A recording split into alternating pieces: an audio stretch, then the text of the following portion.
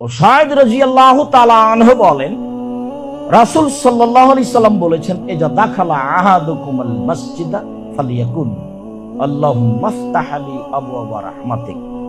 কোন ব্যক্তি যখন মসজিদে ঢুকবে তখন সে যেন বলে, আল্লাহ আমার জন্য তুমি তোমার রহমতের দরজা খুলে দাও। এই দিয়ে ঢোকা হয় মসজিদে। আল্লাহ তুমি আমার জন্য তোমার রহমতের দরজা খুলে দাও, এই নিয়ে ঢোকা হয় মসজিদে। বাকি কি করছে সেটা আমি আপনি জানি।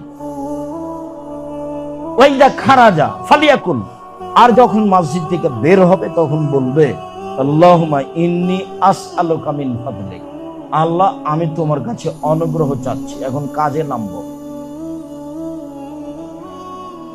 এখন আয় উপার্জনের নামবো, টাকা পয়সা দাও। এতক্ষণ যা করেছি তার রহমত, তাসবিহ তাহলিল জিকির আজকার করেছি, আর এখন কাজে নামবো, টাকা পয়সা দিয়ে দাও।